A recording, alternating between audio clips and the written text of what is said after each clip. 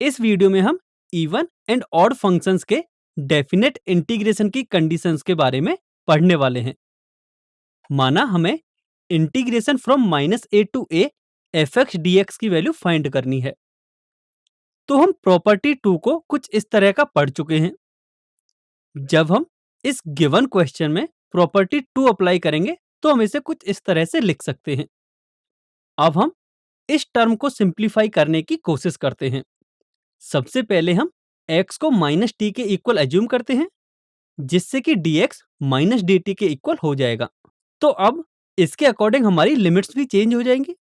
तो जब x की वैल्यू -a है तो t की वैल्यू a होगी, एंड जब x की वैल्यू 0 है तो t की वैल्यू भी 0 के इक्वल होगी, जिससे कि यह इंटीग्रेशन हो जाएगा minus integration from a to 0 f of -t dt। अब हम प्रॉपर्टी नंबर 1 में पढ़ चुके हैं कि यदि हमारे इंटीग्रेशन के आगे माइनस है तो हम अपनी लिमिट्स को इंटरचेंज कर सकते हैं, जिससे कि वह माइनस साइन कैंसिल हो जाएगा। तो हम इसको इंटीग्रेशन को इस तरह से लिख सकते हैं।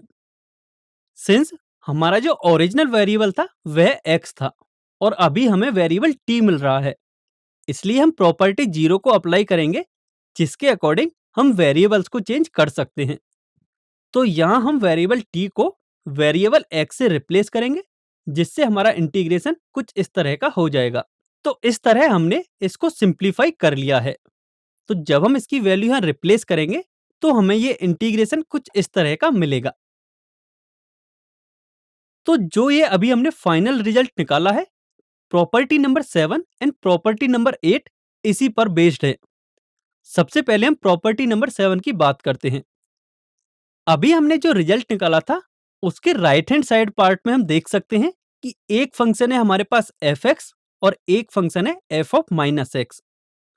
और हम जानते हैं कि यदि कोई भी फंक्शन इवन फंक्शन है तो हम उसे लिख सकते हैं f of -x is equal to fx।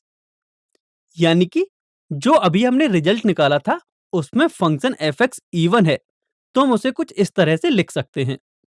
यही हमारी प्रॉपर्टी नंबर 7 है। एंड जो प्रॉपर्टी नंबर 8 है वह ऑड फंक्शन के लिए है।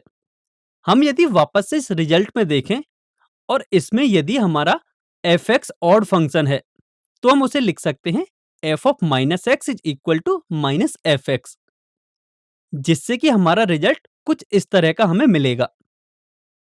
एंड यही प्रॉपर्टी नंबर 8 है। इसे हम एक एग्जाम्पल से भी समझ सकते हैं।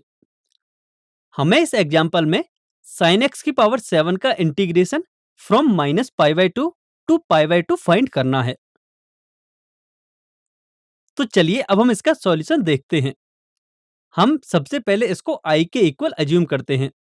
एंड अभी हमने जो प्रॉपर्टी पढ़ी थी उसके अकॉर्डिंग हम सबसे पहले फंक्शन को इवन या ऑड के लिए चेक करेंगे। तो हमारे यहाँ फंक्शन है sin x की पावर 7।